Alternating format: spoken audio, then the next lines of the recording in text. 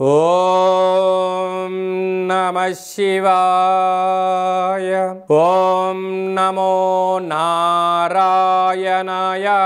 కర్మ నివారణ కాళభైరవాయ నమో నమః.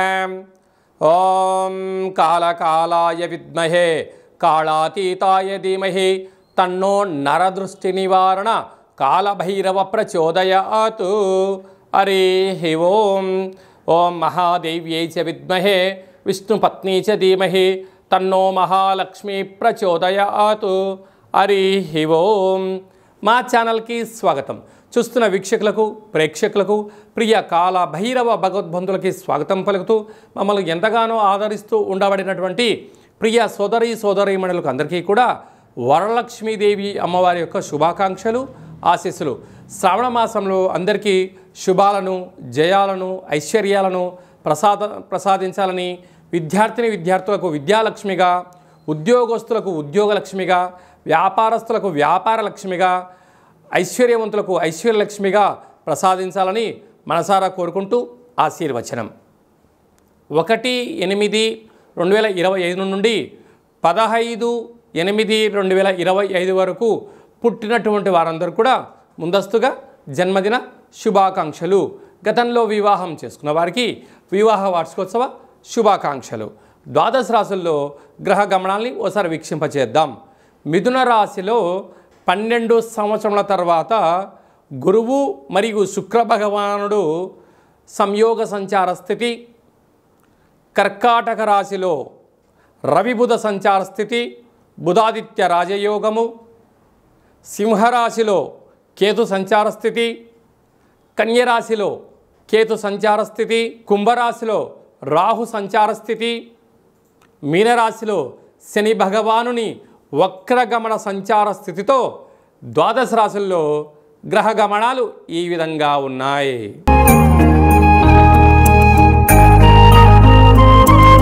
మిథున రాశి వారు శ్రావణమాస సందర్భంగా లక్ష్మీదేవి అమ్మవారికి ఎలాంటి నైవేద్యం పెట్టాలి, ఎలాంటి వస్త్రంతో అలంకరింపచేయాలి, ఎలాంటి చేయడం వలన గ్రహయోగం కలుగుతుందో ఈ వీడియోలో తెలుసుకుందాం.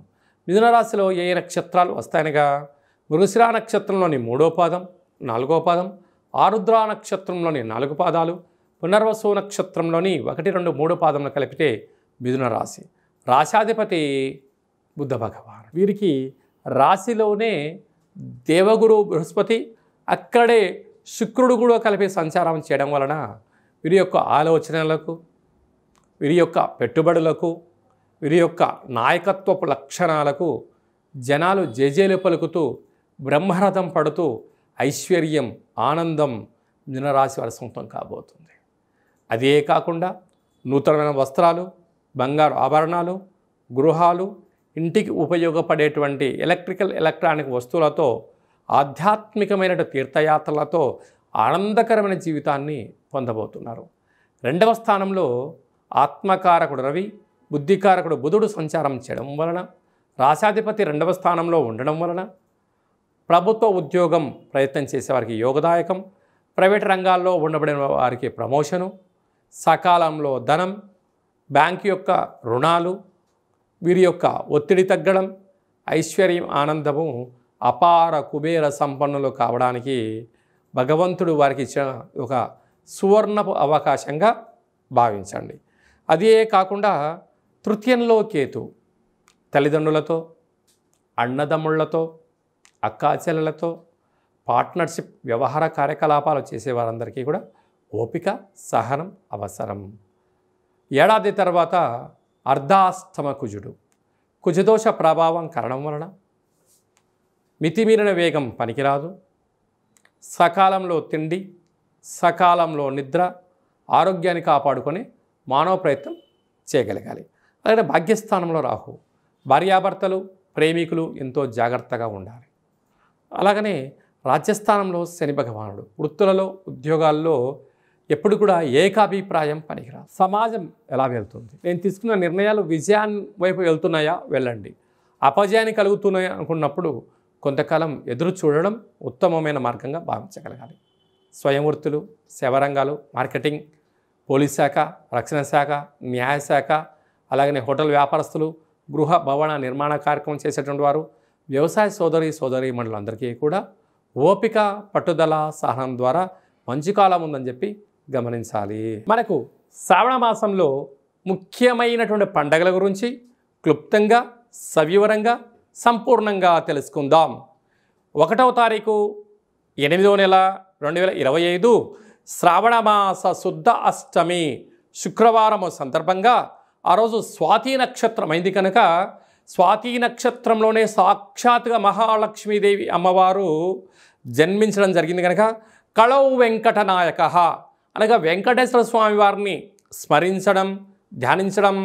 మనము పసుపు రంగు వస్త్రంలో 27 నాణెములను ఉంచి, కొబ్బరికాయను ఉంచి, నవధాన్యాలను ఉంచి ముడుపు కట్టడం వలన వచ్చే సంవత్సరం లోపల లక్ష్మీదేవి మన ఇంట స్థిర నివాసంగా ఉంటుందని చెప్పి గమనించాలి. 8వ తారీఖు 8వ నెల చాలా అరుదైనటువంటి కాంబినేషన్. 1 1 7 7 అంటే 7 కొండలు 7వ తారీఖు ఎలా చెప్పుకుంటామో 8వ నెల 8వ తారీఖు 2025 శ్రావణ మాస 2వ శుక్రవారము మనం వరలక్ష్మి వ్రతం అని ఉంటాం. భూమండలం అంతను కూడా పెద్ద పండగ. మనం ఏ రోజు అమ్మవారిని స్మరించినా, ధ్యానించకపోయినా ఆ వరలక్ష్మి వ్రతం రోజున గృహంని శుద్ధి పెట్టుకొని ఇంటి సింహద్వారానికి మామిడాకులను ఏర్పాటు చేసుకొని లక్ష్మీదేవి అమ్మవారిని ఇంటికి ముగ్గుతో స్వాగతం పలికి యథాశక్తిగా లక్ష్మీదేవి అమ్మవారిని పారిజాత పుష్పాల చేత కానీ, మల్లె పుష్పాలతో కానీ, విరజాజులతో కానీ, చామంతులతో కానీ, ఇంకొంచెం శక్తి కలిగినటువంటి భక్తులు వెండి పుష్పాలతో కానీ, ఇంకొంచెం శక్తి కలిగిన భక్తులు బంగారు పుష్పాలతో అర్చన చేయడం వలన లక్ష్మీదేవి అమ్మవారి యొక్క కృప కటాక్ష వీక్షణ వారికి కలుగుతుంది. ఇక్కడ వస్తువు ప్రధానం కాదు, భక్తి ప్రధానము కనుక అమ్మవారిని మనస, వాచ, కర్మణ ఎవరైతే పూజిస్తారో వారికి అద్భుతమైన లక్ష్మీదేవి అమ్మవారి యొక్క ఐశ్వర్యం కలుగుతుంది.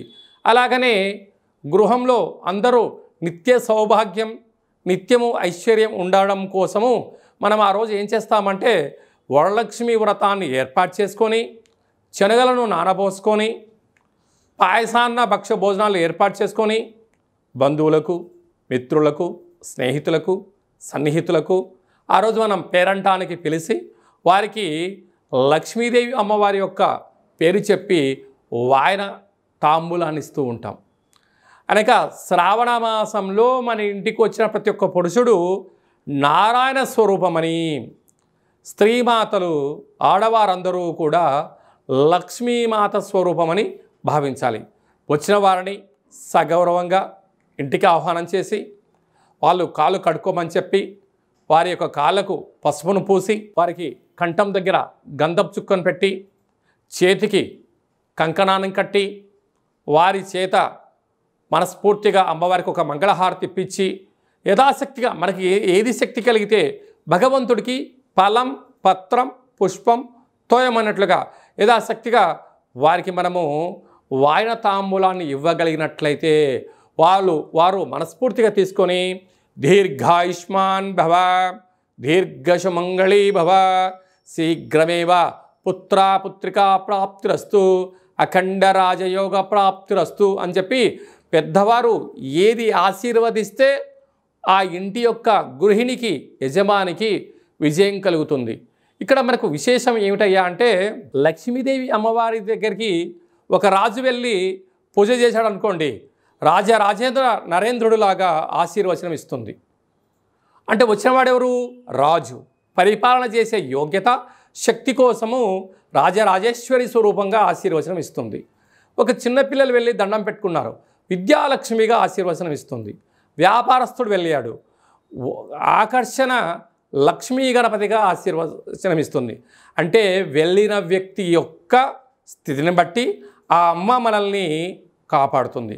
కనుక మన ఇంటికి గృహానికి వచ్చిన వారందరినీ కూడా మనము ఎంత చిత్తశుద్ధితో గౌరవిస్తామో వారి యొక్క మనసులోంచి వచ్చే ఒక ప్రతి మాట వీళ్ళు మాట్లాడుతున్న మాట కాదు, సాక్షాత్తుగా వైకుంఠంలో ఉండబడినటువంటి లక్ష్మీమాతనే వీరిని వీరి యొక్క మనసులో దూరి వీరి యొక్కతో ఆశీర్వదింపచేస్తుంది అని చెప్పి మనం గమనించగలగాలి.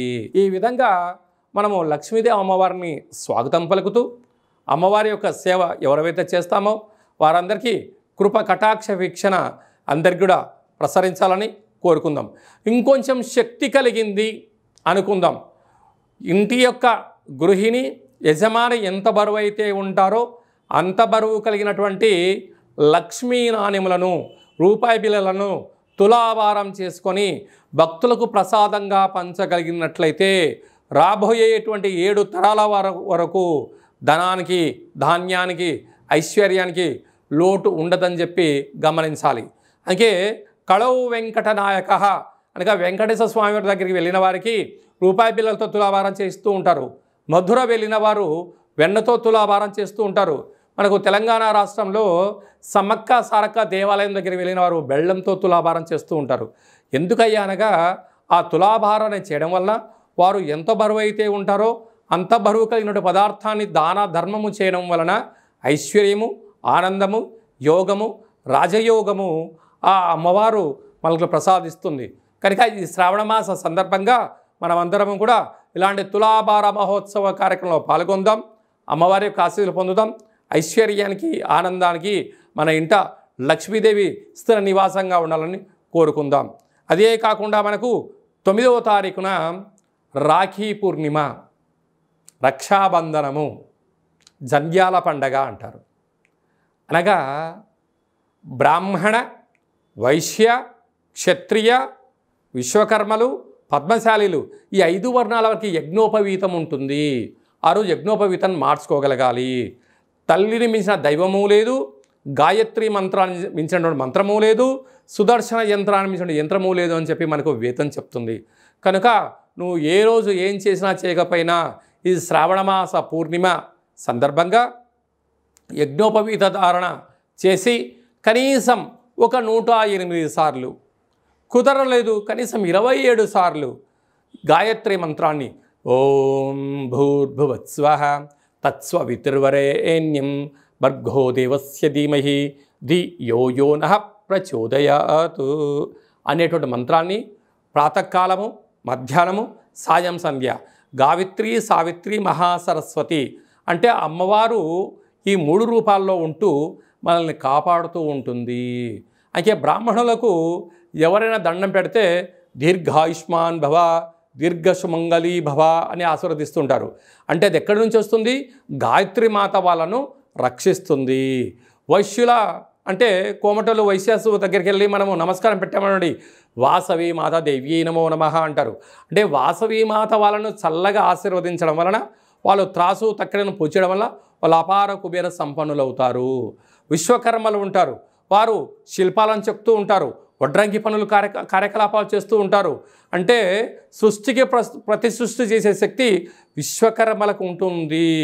అందుకే అంత కృష్ణ పరమాత్ముడు కూడా అక్కడ సంపూర్ణమైనటువంటి ద్వాపర యుగమంతను కూడా ఒక మాయా ప్రపంచాన్ని సృష్టించాడని చెప్పడం జరుగుతుంటుంది. వారు ఈ మంత్రాన్ని ఉచ్చరింపజేయడం వల్ల వారు చేస్తున్న పనులలో నైపుణ్యత పెరుగుతుందని చెప్పి గమనించాలి. అలాగనే పద్మశాలీసు వారు లేకపోతే దేవతలకు మనుషులకు వస్త్రధారణ లేదు.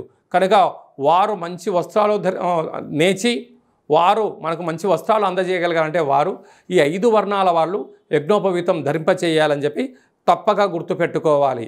అలాగనే మనము శ్రావణమాస పూర్ణిమ రాఖీ పూర్ణిమ అనగానే సోదరుడికి సోదరి అటు అక్క కానీ ఇటు చెల్లెలు కానీ వీరు వెళ్ళి వారి యొక్క యోగక్షేమాలు కనుక్కొని అన్నకు రక్షాబంధనము కట్టడం వలన ఆ అన్నా చెల్లెల యొక్క బంధము మైత్రి ఆజన్మాంతం ఉంటుంది. చూడండి, మనం అమ్మ అంటాం అంటే 2 పెదాలు కలుస్తాయి, నాన్న అంటాం 2 పెదాలు విడిపోతాయి. కానీ అన్న అనగానే అమ్మలో సగభాగం నాన్నలో సగభాగం, అంటే ఆలో అమ్మలో సగభాగం నాన్నలో సగభాగం. అలాంటి సోదరుడికి సోదరీమణులు వెళ్ళి రక్షాబంధనాన్ని కట్టి వారి యొక్క ఆశీర్వచనం తీసుకొని వారి నోటిని తీపి చేయడం వలన వారు ఆజన్మాంతంగా బావమరిది బతుకు కోరుతాడు అని చెప్పి మనకు ధర్మాలు చెప్తూ ఉంటాయి. ఏదన్నా వ్యాపారాలు చేసేటప్పుడు, ఏదన్నా ఆలోచనలు చేసేటప్పుడు సొంత తమ్ములను కూడా పక్కన పెట్టి బావమరిదిని పక్కన పెట్టుకోమని చెప్పి పెద్దవాడు చెప్తూ ఉంటారు. ఎందుకనగా తన చెల్లెలి క్షేమాన్ని తన అన్న కోరుకుంటాడు, బావ క్షేమాన్ని బావమరిది కోరుకుంటాడు. కనుక ఇలాంటి రక్షాబంధనము రోజునన్నా కనీసం అండదమ్ముళ్ళు అక్కా చెల్లెలు కలిసి ఒక వేడుకగా చేసుకునే ప్రయత్నం చేయగలగాలి. అంటే 64,000 జీవరాశులలో అత్యుత్తమైన మానవ జన్మ. ఈ జన్మలో తెలుసో తెలియకో ఒక తల్లి గర్భం నుంచి మనం అందరం బయటకు వచ్చాం. కనుక ఆ రక్త సంబంధము అనేటువంటిది ఇలాంటి రోజులలోనైనా కలిసి అన్నక్షేమ కార్యక్రమాలు, సోదరి యోగక్షేమాలు, ఒకరినొకరు ఉభయ కుశలోపరి అని తెలియచేయడం కోసమే మన సనాతన హిందూ ధర్మం పెట్టింది. చూడండి, మన సనాతన ధర్మంలో ఎంతటి గొప్పతనం ఉందో. మనకు నాగుల చవితి రోజు పుట్టలో పాలు పోస్తాం, భూమాతకు పూజ చేస్తాం. అలాగనే వృషభాలకు పూజ చేస్తాం, అంటే జంతువులకు పూజ చేస్తాం. సోదరీమణులకు శ్రావణ మాసంలో వసుదైక కుటుంబము అనగా అందరం కలిపి ఒక చోట చేసుకొని వేడుకను చేసుకుంటాం.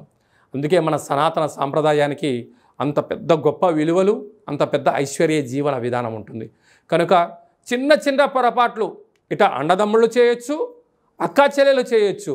కానీ ఇలాంటి శుభ సందర్భంలోనైనా వాటన్నిటిని మర్చిపోయి కలుపుకొని ప్రయాణం చేయగలిగితే తల్లి తండ్రి ఉండబడిన వారు నా పిల్లలు కలిసి ఉంటున్నారు అని చెప్పి తల్లిదండ్రులు ఎంతో ఆనందపడతారు. తల్లిదండ్రులు లేనటువంటి వారందరూ నేను లేకపోయినా నా కొడుకు నా కూతురుతో మైత్రిని, మంచి స్నేహ సంబంధాన్ని కలిసి ఉంచుకుంటాడని చెప్పి గతించిన పితృదేవతలు ఆశీర్వచనం వలన ఇరువురు కుటుంబాలు బాగుంటాయి, ఇరువురు యొక్క వంశము ఆ చంద్రార్కం వరకు కలిసి ఉంటుందని చెప్పి మనకు వేదం చెప్తుంది. కనుక మనిషి అనేటువంటి వారు చిన్న చిన్న తప్పులు చేస్తూ ఉంటారు. చెల్లెలు ఏదో తప్పు చేసి ఉండొచ్చు, అన్న కూడా ఏదో అని ఉండొచ్చు. కానీ ఇలాంటి సందర్భాలలో దయచేసి ఏది మనసులో ఉంచుకోవద్దు. అన్నీ మర్చిపోయి అన్న చెల్లెలతో మాట్లాడడంలో తప్పలేదు, చెల్లెలు వచ్చి అన్నతో మాట్లాడడం తప్పలేదు, ఇరువురు కుటుంబాల్లో ఎవరు కుటుంబానికి వెళ్ళినా తప్పలేదు. వెళ్ళి ఆ యొక్క రక్త సంబంధాన్ని, ఈ జన్మకే మనం రక్త సంబంధమే ఉంటాం కనుక ఈ జన్మలో ఉండబడినటువంటి మైత్రి బంధాన్ని కాపాడుకుందాం. భావితరాలలో మన పిల్లల్ని కూడా వారికి మన రక్త సంబంధం ఇది, నువ్వు చెల్లెలతో ఇలా ఉండాలి, నువ్వు అన్నతో ఇలా ఉండాలని మనం ఆచరింపచేస్తే మన పిల్లలు ఆచరింపచేస్తారు. మనం ఆచరించలేదు, మన పిల్లలు ఆచరింపచేయరు. కనుక అందరికీ సోదరీమణులకు అందరికీ కూడా, సనాతన ధర్మ సంరక్షకులకు, జ్యోతిష్య అభిమానులకు అందరికీ కూడా రక్షాబంధన శుభాకాంక్షలు. అందరికీ శుభాన్ని, జయాన్ని, ఐశ్వర్యాన్ని ప్రసాదించాలని మరొక్కసారి మహాలక్ష్మీదేవి అమ్మవారిని కోరుకుందాం.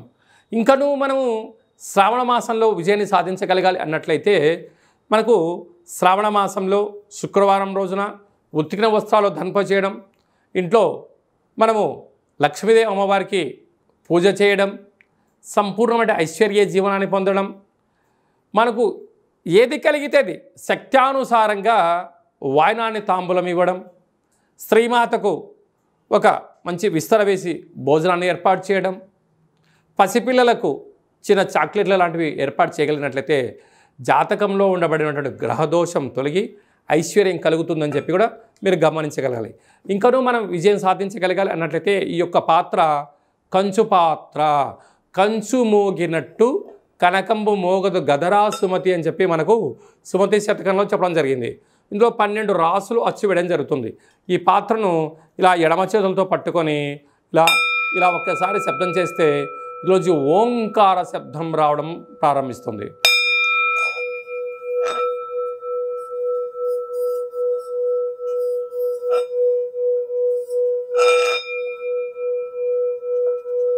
ఇలా శబ్ద తరంగాల్ని ఏర్పాటు చేయడం వలన ఉదయము సాయంత్రము మనము పూజ చేసిన తదనంతరము గృహంలో మనం ఇలా ఓంకార శబ్దాన్ని సృష్టించడం వలన గ్రామంలో, దేశంలో సంచరించేటువంటి లక్ష్మీదేవి గళ్ళు గళ్ళుమంటూ మన ఇంట్లోకి రావడం, మన ఇంట్లో ఉండబడినటువంటి జ్యేష్ఠాదేవి బయటికి వెళ్ళిపోవడం జరుగుతుందని చెప్పి కూడా గమనించాలి.